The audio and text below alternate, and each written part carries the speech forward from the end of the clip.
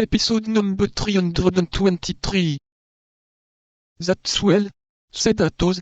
Let us go home and read it.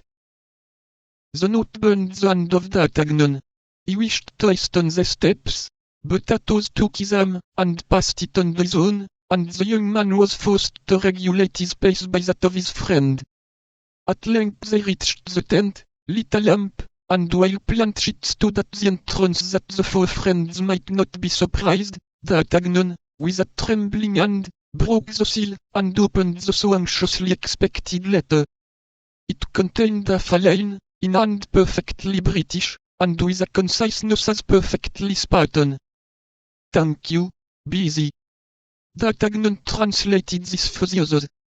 Athos took the letter from the hands of D'Artagnan, approached the lamp, set fire to the paper, and did not let go till it was reduced to a cinder.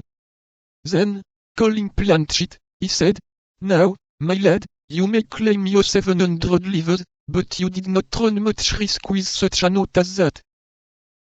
I am not to blame for having tried every means to compress it," said Planchet. "Well," cried D'Artagnan, "tell us all about it." "Dame, that's a long job, monsieur."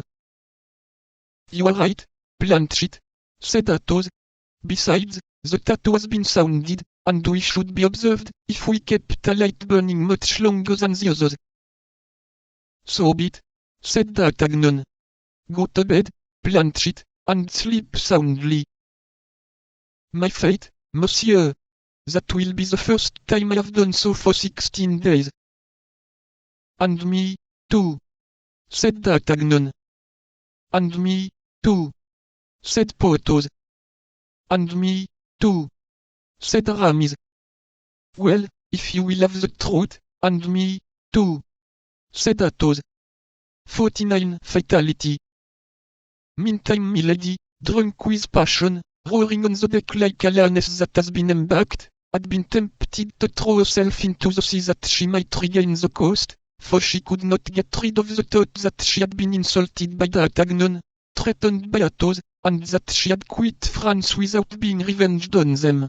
This idea soon became so insupportable to her that at the risk of whatever terrible consequences might result to herself from it, she implored the captain to put her on shore, but the captain, eager to escape from his false position, placed between French and English cruisers, like the bat between the mice and the birds, was in great haste to regain England, and positively refused to obey what he took for a woman's caprice, promising his passenger, who had been particularly recommended to him by the cardinal, to land her, if the sea and the French permitted him, at one of the ports of Brittany, either at Lorient or Brest.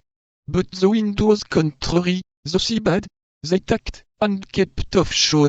9 days after leaving the Charente, pale with fatigue and vexation, Milady saw only the blue coasts of Finisterre appear. She calculated that to cross this corner of France, and return to the cardinal, it would take her at least 3 days. Add another day for landing, and that would make 4. Add these 4 to the 9 others, that would be 13 days lost, 13 days, during which so many important events might pass in London. She reflected likewise that the cardinal would be furious at her return, and consequently would be more disposed to listen to the complaints brought against us than to the accusations she brought against others.